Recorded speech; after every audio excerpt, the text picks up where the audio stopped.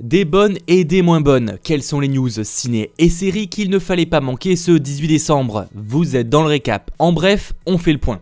Selon le site italien Bad Taste, le tournage d'un film de Marvel Studios est prévu dans le château et le centre historique de Racconighi en Italie, et cela pour avril-mai de l'année prochaine. On ne sait pas officiellement de quel film il s'agit, mais cela correspond aux rumeurs de date de tournage pour Black Widow. Toujours selon cette source, ils affirment y avoir carrément vu le réalisateur faisant des repérages, ce qui semble confirmer cette dernière hypothèse. De plus, ils expliquent que les scènes qui vont y être tournées se dérouleront pendant la Première Guerre mondiale, une époque encore jamais explorée dans le MCU, Captain America The First Avenger prenant place pendant la seconde. Bon, cependant, si le film est bien celui sur Black Widow, il est évident que cette scène sera un flashback d'un personnage, étant donné que Natasha Romanoff n'est même pas née à l'époque. Autre hypothèse, même si du coup c'est pas ce qui semble être indiqué par cette source, il se pourrait que ce tournage concerne les Éternels. Et ils existent depuis bien plus longtemps que nos héros, et c'est donc une époque qu'ils pourraient explorer. Affaire à suivre. Rendez-vous donc en 2019, vers avril-mai, pour avoir la confirmation de quel tournage il s'agit. A l'inverse, j'ai une mauvaise nouvelle, parce que oui, il en faut bien.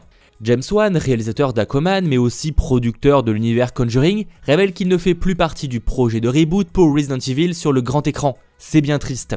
Néanmoins, Johan Roberts reste toujours le réalisateur et le studio espère une sortie pour 2020, ce qui du coup voudrait dire un tournage en 2019. Bon, par chance, James Wan reste bien le producteur de Annabelle 3 dont le tournage vient enfin de se terminer. On sait encore peu de choses à son sujet, mais les Warren seront présents avant leur retour dans Conjuring 3, et ça sort en juillet 2019.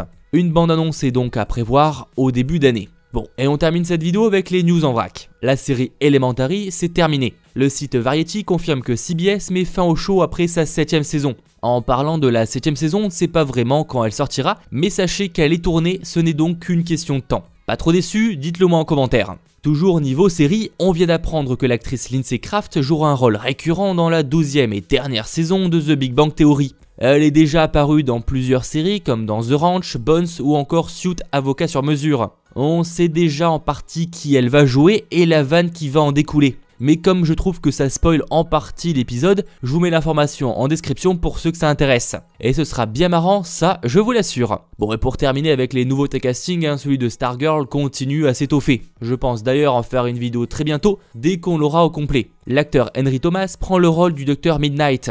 Pour l'anecdote, c'est lui qui joue Elliot dans E.T. l'extraterrestre de Steven Spielberg. Même si depuis il a bien grandi et qu'il a fait évidemment autre chose, vous voyez d'où il vient. Ah oui, et rapidement, cela semble se confirmer, mais aucun trailer de Spider-Man Far From Home ne devrait voir le jour cette semaine.